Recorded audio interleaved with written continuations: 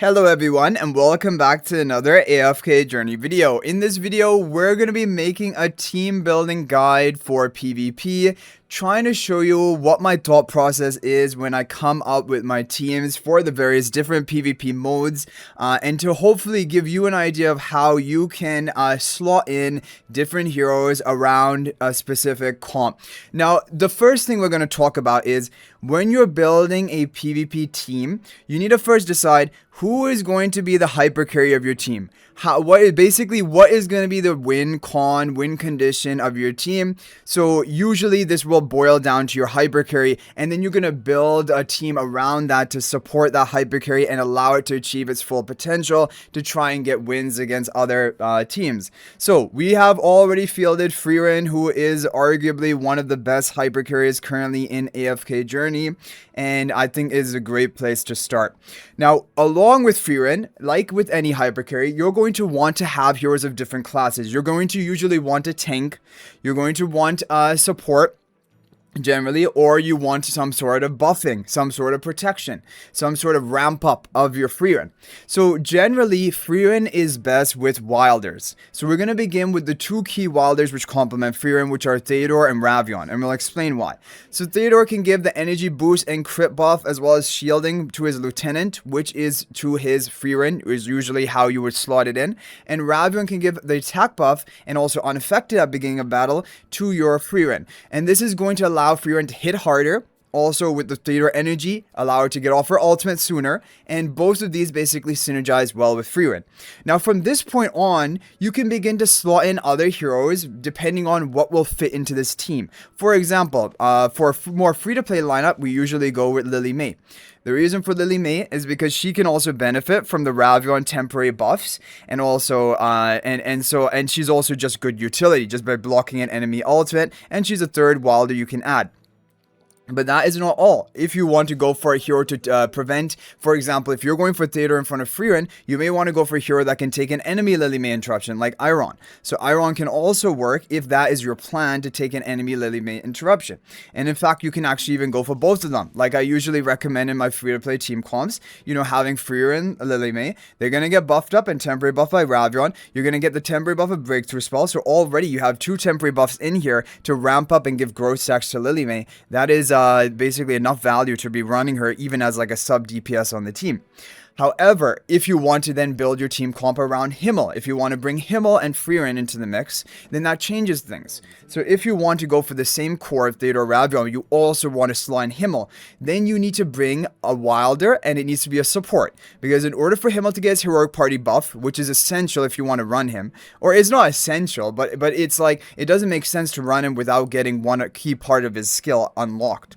And so you'll want to run a support. And the best wilder support right now for PvP is Sleaze, definitely, and that is why this team you see right before you right here, this is how we formed it, but this is one of the top meta teams for Frieren comp, for the main, like Frieren along with the main factions, not including Celestial Hypogeans. So this is how you basically come to the point of building your team based around what you want to run it with. If you want to run Himmel with Frieren, you have to run a tank and support, and the Wilder is the best choice of the main factions with Frieren, and this is what you can end up with. However, if you want to save your Wilder heroes for a different comp, you can also get creative and go for a different faction. For example, Graveborn. Graveborn has a tank of Damon, who is good for PvP, and you can have a support of, for example, Ludovic, who is also good for PvP, and it also provides some healing to your team. And then you just throw in another third Graveborn hero. It can be Nero, for example, giving an extra life to your Frieren, and then basically there you go. And also Nero will take an enemy Lily May interruption, allowing your Frieren to go off. So basically this is how we constructed the team comp based around what we wanted to run with it. So that is basically Frieren in a nutshell. Like, I mean, we could talk about Frieren comps for ages. The whole video could be Frieren comps. I could show you Celestial Hypogean Frieren and things like that. But basically, this just gives you the idea of the team building around Frieren. Let's go ahead and go to the next meta. Second, one of the basically top 3 hyper carry damagers for PvP right now, and build a comp around that. And that is Gwyneth. Gwyneth, of the main faction heroes, is the best hyper carry in the game. Frieren is the best dimensional hyper carry, Gwyneth is the best main 4 faction hyper carry, and Sylphira is the best celestial hypogean hyper carry. Okay, so here we have Gwyneth. So Gwyneth, what will synergize with her? Well, you want to buff her and you want to protect her, just like you want to do with Frieren, basically. Because the cons we show with Frieren, they also did offer protection. Like the Ravion, he does have a lifesaver shield. But Frieren also, she has a luxury of her defensive magic. She doesn't need protection as much as other hyper carries. Gwyneth desperately needs protection. So with Gwyneth, the sky is a limit with options. Hugin can be a good buffer for her. With the charms of Hugin, also the mechanized bond of Hugin, and then the shielding that he provides, he basically does a lot of things which are good for Gwyneth. And for a budget player, like limited options, Hugin can be a great hero to have in front of Gwyneth. Hugin is not really a tank, however, he can be a pseudo tank, just being in the front and being able to shield up. However, if you have Gunner is probably the best ally for Gwyneth by preventing her from even taking damage from the opponent, and then by making her untargetable 3 seconds into the battle. And Gunner also is going to tank so well for you. He is a dedicated tank. And as for artifacts, we didn't talk about artifacts much with the Frieren team because a multitude of artifacts work with that. For Gwyneth, what you usually look for is Vanguard Spell. Vanguard Spell is so good for Gwyneth because it increases her damage output substantially, with both the defense penetration from the artifact stats, but also the physical damage boost when you have a physical hero as your Vanguard as a frontmost. So Gunner, Gwyneth can be a great combo. But apart from this, who are other great combos? You have Alicent. Alicent giving the additional life onto Gwyneth and also giving her bonus penetration, marking a backline target, trying to nuke off backline enemies. That can be very good. Kulu also has great synergy with Gwyneth because of the range defense buff she provides. Melee comps are walled out. She basically is just trying to increase the survival of Gwyneth. So you guys see, there are a lot of different options you can run. However, that isn't all. We're just getting started. Now, for protection for Gwyneth, another option is Callan. Callan with his damage reduction at the beginning of the fight, that is a great option. And in fact, even if you want to go for artifacts, Wingard Spell is a great artifact for protection of Gwyneth. If you're not able to protect Gwyneth well enough, for example, with a Gunner or with an Alicent, you can just opt for going for a really defensive artifact like Wingard Spell, which also makes her steadfast, and then go for a Callan on top of it. Is really going to provide a lot of damage absorption for this. Another recent addition to the mix is Rowan Peggy combo. Peggy has just come out. And Peggy does something amazing. When she casts her ultimate, she makes her summons or melee royal guards absorb damage from your team, reducing 70% of the incoming damage onto your allies. That is huge damage reduction. And if you couple with Rowan gives the energy potion to Peggy, so like 1.5 seconds into the match, she's already casting her ultimate, providing you that massive damage reduction. So if you had like Rowan, Peggy, Gwyneth, for example, and you had Wingard Spell, already your Gwyneth is going to become artificially so much tankier, almost impossible to take down. And if you want to go even crazier, you go for a Callan in here as well.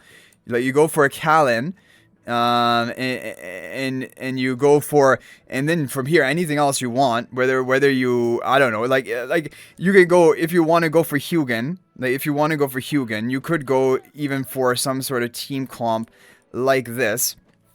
And basically, Hugin's buffing up Gwyneth. Gwyneth's being buffed up by the Lightbearer Phantom. You have Callan for protection. You have Rowan for immediately getting the Peggy ultimate off for more damage reduction. You have the Wingard spell for damage reduction. So even though you don't have Alicent, you don't have Gunner, you are still going to be basically almost impossible to take down. So really what you guys are seeing with Gwyneth is about protecting her, because Gwyneth's damage is insane. You just have to allow her to not die. Like, it's more important to prevent her from dying than to actually ramp up her damage. And that's why you're not seeing in most Gwyneth teams, you're not necessarily running it with crazy like damage boosting, like, you know, Ravion, Gwyneth, even though Ravion does work with Gwyneth, so maybe that's a bad example. But basically, you go for the protection of Gwyneth. Gwyneth is going to carry you with her damage regardless. You just have to make sure she doesn't die.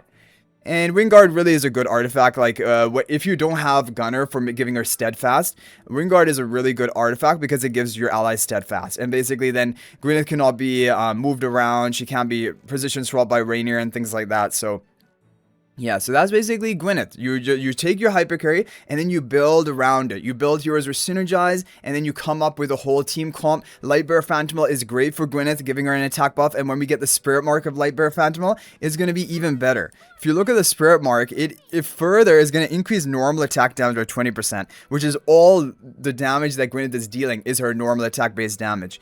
And yeah, so he's only going to be better for Gwyneth as time goes on. So there we have Gwyneth. Now, let's go move over to slightly different strategy, which is Bonnie. Because now, in your team comps for PvP, it won't always be a hyper carry. Bonnie is not what I consider a hyper carry, but she's a very specific archetype for PvP, which is damage over time. So with damage over time, what is your whole game plan? Well, you're going to want to apply Bonnie's debuff. You're going to want to spread it onto all allies. You're going to want to also double up the debuffs. Get a Sylphira debuff in there as well and spread it onto all allies. And then basically, the enemies are taking damage every second from both Sylphira and Bonnie. And also, Sylphira provides that vitality debuff, which causes the enemies to not even be able to heal off the damage that effectively. And so, like, really, when you're talking about Bonnie, you really do need to run it with Sylphira. And these are basically the two core parts of a dot team. But now, what are the other essential parts for a damage over time team? Well, the most essential part is in fact the staller. The staller, whether it be Zarya, whether it be Igor, or whether you don't even have either of them and you have to go for Daemon. This is the hero which is trying to live for 20 seconds, 30 seconds into the battle. And just wait out while the enemy is dying to your damage over time. Because if you don't have that staller, like let's say you went something crazy and you just went all out damage over time, but you had no tankiness, you had no basically hero that's going to survive, then the damage over time is not going to get very much value at all. So it's better to actually have less damage over time, however, more stall factor, like a hero which is going to survive for longer. And that's why Zarya is really the best option when it comes to Bonnie damage over time teams, because Zarya is guaranteed the match is going to go on 40 to 50 seconds. And so guaranteed you're going to be having that damage over time ticking for 40 to 50 seconds, as long as you can guarantee that your Bonnie and Sylphira do not die before they apply their debuff. So this comes into the very important next point. Running a hero like Kallen or running a hero like Daemon. Basically protecting your heroes, whether it be Bonnie, whether it be Sylphira, whether it be both with Kallen, in order to guarantee that they survive long enough to get off their debuffs and potentially even spread it.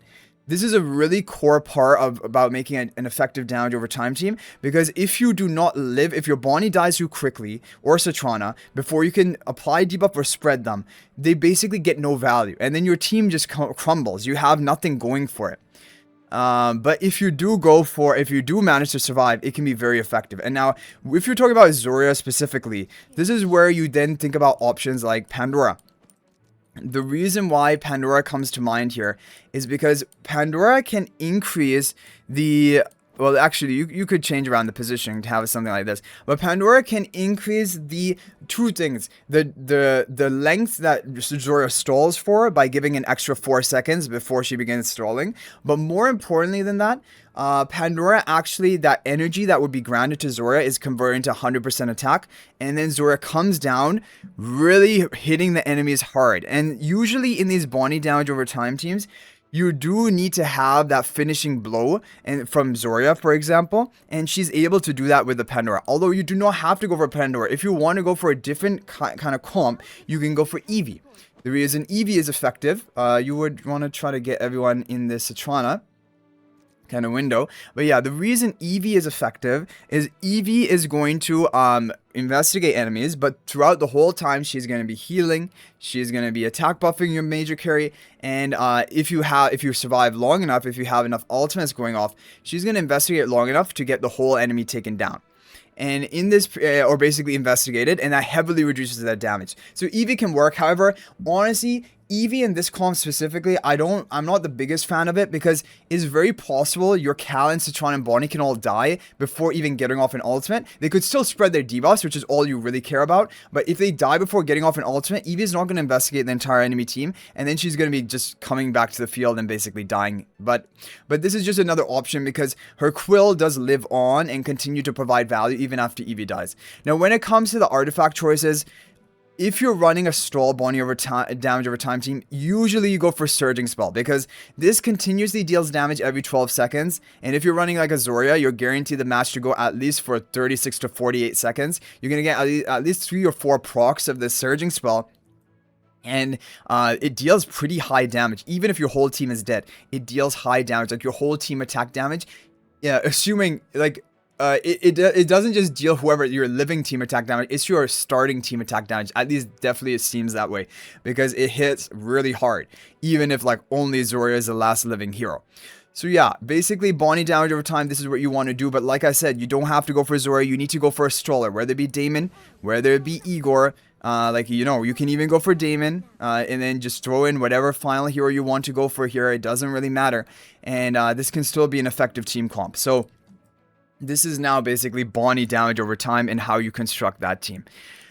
Okay, so those are really, when you talk about the main three kind of like budget, and well, not only budget, just solid team comps of the regular factions, not including Celestial Hypogeans, it is Bonnie damage over time, it is Frieren, and it is Gwyneth. These are really the top three, because Mauler is just not good for PvP. They're like, can be supportive roles like Xandrok, Kepler, Gerda, and things, but like as in terms of making an actual Mauler team, Mauler Phantom and stuff, no, you basically never run that. So that's really it for the Graveborn, the Wilder, and the Lightbearer. I'm not even going to go into Shemira, because you guys know about Shemira, and I don't think most people are not even excited about Shemira anymore, the PvP focused players, because she's just not really good enough.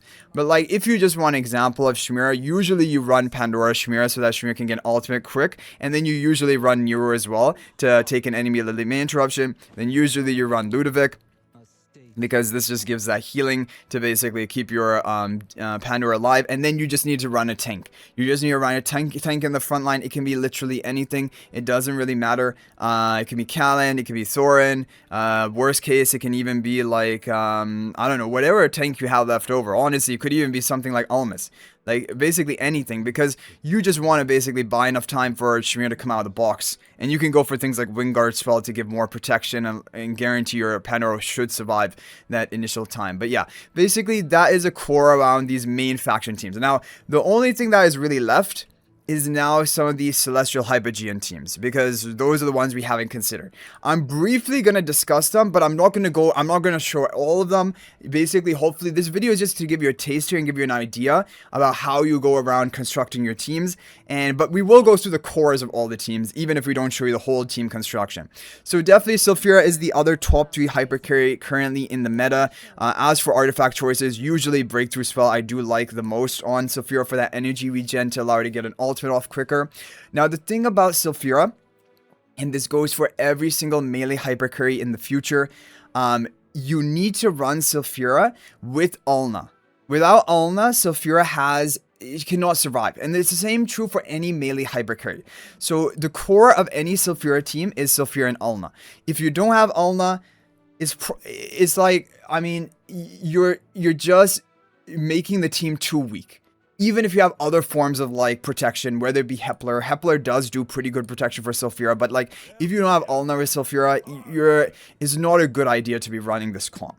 But yeah, Ulna is core for Sylphira. Hepler for that additional life is really good for Sylphira. However, you don't need to go for Hepler. You see Mahira a lot with Sylphira because it gives those crowd control at the beginning of the match, and that is going to stack up the beats of Sylphira. That's why Mahira is run, if Mahira is available. But if you don't have Mahira, it's still not even needed. Like, the core of the comp is Ulna Sylphira. On top of this, you can add anything. The team is still going to be very effective, right? Like, you know, a lot of people ask me, you know, they don't have Hepler. What should I run rather than Hepler? Now, the sky is really the limit. You can go for a hero like Gerda, jumping in, providing that, you know, healing, that spring pool. You can go for a hero like potentially even Damon, giving some more shielding, some more attack buff onto Sylphira, basically just buffing up the Sylphira. You can even go for a hero like Nero, giving that, this is also going to be an additional life to the Sylphira, but in the form of Nero rather than Hepler granting it. And that's also a fine, it is a reasonable option. So you can really mix and match and really come up, just look through your options and see what is going to provide utility to the team. It can even be a hero like Pang. Pang provides an attack buff and unaffected and shield when the hero gets up to 850 plus energy, and Sylphira has 500 initial energy, so you're gonna get there pretty quickly. So like, these are just all the different things you can consider when you're building a team comp around Sylphira. Oh, okay, so we didn't talk about Perseus, so we have to talk about Perseus. So Perseus is also one of the main faction hypercarry teams that you would be building around. Now, definitely best allies for Perseus are Xandrock, and really he's another melee hypercarry, so basically he fills that role of Sylphira. If you're running Sylphira, you will probably not run Perseus because you're going to be running Xandrock with your Sylphira, almost definitely. But if you don't have Sylphira, that's when Perseus is on the table again. Now, who else does well in a Perseus comp? Lily May does well because the temporary buff of Xandrock, and you're probably running breakthrough spell for temporary buff. These are all going to benefit Lily May as well. And then she can interrupt enemies, deal some damage. Basically, she just fits into the team because you're already stacking with temporary buffers. Now, on top of this, it really usually, the recommended choice are heroes like Ravion and Laika. 2 more temporary buffers to ramp up Perseus further. Then you just make sure Perseus is getting the rearmost buffs from your Ravion, and then you're good to go. So like a team comp like this is very effective. However, the thing is, if you're running Ravion with Frieren, right, you know, which is recommended there as well, then you may not be able to run Ravion here. In which case, there are different options you can consider. You can go for a fully out Mauler team comp and try to go for temporary buff, like, you know, temporary buffs in the form of Shakira, in the form of Corridon ultimate, Shakira ultimate, Mikola honor arena, basically. These are things you can consider. Or you can say, I'm fine with my 2 temporary buffers of Ravion of Xandrock and Breakthrough, and you go for a hero like Gerda. Gerda is going to provide, you know, healing, unaffected, to the hot spring for the first 5 seconds. You can consider going for something like this, right? So really, you can go for a Mauler comp when the Wilders are not left over for you, if you're using them, for example, with Frieren. Otherwise, people have even gone for Lightbearer comps. And now I think is actually the best time to run a Lightbearer comp, which is actually the Peggy Rowan combo. This is something which was never there before. You still want to run Xandrock. Xandrock is almost necessary for Perseus because the movement speed is huge and the temporary buffer that is provided to Perseus. And so basically, this is really big because this allows the Perseus to get the movement speed, the temporary buffs to actually deal true damage. Perseus needs 2 temporary buffs in order to deal his true damage. And so Xandrock and potentially Breakthrough Spell would be enough. Because the other heroes here do not provide temporary buffs. Rowan is a permanent buff with his charm, melee damage boost. So yeah, something like this can definitely work. And the reason is because Rowan is going to give the energy onto Peggy. Peggy is going to immediately cast ultimate. That's going to give damage sharing to make your Perseus that much tankier and your whole team tankier. And those Royal Guards of Peggy are actually going to they're going to boost the melee damage of heroes within 1 tile of them, which will be Perseus as well. So basically, Peggy is going to be a good friend of your Perseus. And so a team like this would definitely work because you still do have the temporary buffs with Xandrock plus Breakthrough Spell, which is exactly enough, exactly the amount that you would need. So yeah, basically, hopefully this just gives you guys some ideas. When you're building team comps for PvP, you come up with a key hero, for example, if it's Perseus, and then you say, okay, what are the key parts of Perseus comp? It usually is Xandrock. And then you can fill out the remaining slots. You can go for 3 Wilders, you can go for Lily May and 2 more Maulers to get the Mauler, you can go for 3 Lightbearers and Lily May like we did with the Xandrock, that's also fine. But basically you go for heroes which either provide temporary buffs to Perseus, provide survivability to Perseus, or just overall just tech utility options like the Lily May, who will also benefit from the whole comp built around Perseus. So that's basically how you did it with the Perseus. So Sylphira we already talked about. But Sylphira is not all there is for the Celestial Hypogeans. In fact, one of the key Celestial Hypogean team is going to be Contess, which actually also works with Saida. So basically, Saida plus twins, also with Contess, this is a very strong team comp. The reason this is so strong is the twins provide the energy regen and also healing and stat buff to the Saida and Contess, allows Contess to get an ult off faster and Saida to get an ult off faster and begin cycling her ultimates to get the win condition at 3 ultimates. Now in a team comp like this, you can go for Breakthrough Spell, you can just go for a raw survival with like the Wingguard spell. Both are decent options, or you can even go, if you need to, go for the Swift Heal spell if that's the only thing left over for you. But basically, a team comp like this is a core team comp. Other core team comp is using Baelran, and then Rowan, for example. Rowan boosting the Baelran with the, charms, but also, more importantly, the health potion. Because that is going to allow Baelran to ascend quickly, which is Ascension in a Baelran team. Or if you're just really budget and you need to just go for full-out Contess stall, you can even go for a team like Aurora Contess. And even throw a Lily May into the mix if Lily May is available, or whoever else is available for you. Basically, the idea is just to stall out long enough to have Contess silence all of the enemy, and then your team is going to finish them off. So basically, these are the major core comps. The only kind of like remaining one is Cryonaia, who we didn't talk about. Cryonaia needs to get an alternate off fast, so almost always you run Pandora with Cryonaia. Otherwise, she has 0 initial energy. It takes a long time for her to charge up. So this is usually the path you follow. Then from this point on, you can go for Graveborn. You can go for Graveborn with the protection. Nero to take an enemy Lily May interruption. And then you go for Ludovic for healing, or you go for Damon. You go for Damon buffing up Cryonaia. Anything like this would be fine. And then in this team, you would go for either Wingard spell, usually is what I like for these Pandora teams, just to ensure that your Pandora actually lives, usually is what I go for. But yeah, Graveborn can be run, but that's not all. In fact, I think the better version is Celestial Hypogean, and this is one of the teams I am planning with like leftover heroes. I am planning to run a team like this, which is going to be something like this, because Downlinger protects your Cryonaia, Kralin protects your Cryonaia, Rainier just, trying to get that position swap onto the opponent to boost your Cryonaia further and give healing for a damage dealt, and Pandora boosts, of course, Cryonaia massively, and Wingard as well for more protection. So, like, if you run a team like this, it's going to be incredibly tanky. Cryonaia is going to come out of the box, and she can maybe just win you the match off of that initial ultimate, which she needs to do. So yeah, that's basically it, guys. Hopefully this does give you some insight into my thought process in team building. Obviously, the purpose of this video is not to show you the actual end product teams. Those are in all my other videos for Clash Run, Supreme Arena, Supreme League. Those are my final teams I've come up with. This is the team building process I go through when I'm actually building those teams and presenting them to you. So hopefully this gives you a bit of insight. I think it is probably a needed topic. Maybe I will make more videos like this in the future. And let me know if there was any major archetype of a PvP team that I forgot to include in this video. Let me know in the comment section, because of course I probably did. Like, just one final one that I didn't mention, because I'm not going to be running it, is going to be Zoria Athalia.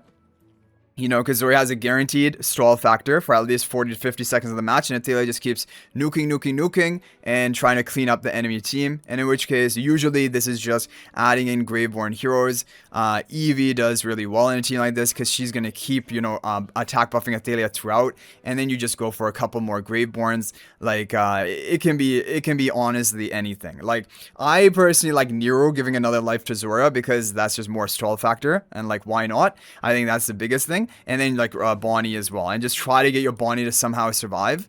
Try to get your Bonnie to somehow survive and get off her debuff, and then you just, at least you get some value with a hero like that. But you could also even go for Shadewing. Shadewing offers some, defense shred onto all enemies right at the beginning of the match, so that can be fine. And then usually for this, you would definitely go for Surging Spell, just to give that that periodic damage boost while you're stalling with the Zoria. So yeah, a team like this is very solid, very solid. I would be running something like this if I had my Zoria Paragon 4. I would probably be running this in one of my teams, but because unfortunately Paragon 1 Zoria, so yeah, I'm not even bothering with a team like that. But anyway, guys, that is it for this video. Thank you all so much for watching. Let me know your thoughts in the comment section. And if you guys are thinking about making a purchase in AFK Journey, please use my affiliate link for the official Firelight store. This is the best way you can support me and also gain 5% bonus Dragon Crystals on your purchase. My affiliate link is in the description of this video and a pinned comment. And you can actually bookmark this link in your browser. And whenever you're planning to make a purchase, just return to the bookmark link and make your purchase. It will support me and be greatly appreciated. So thanks for watching. I'll hopefully see you in the next video. And until then, everyone, peace out for now.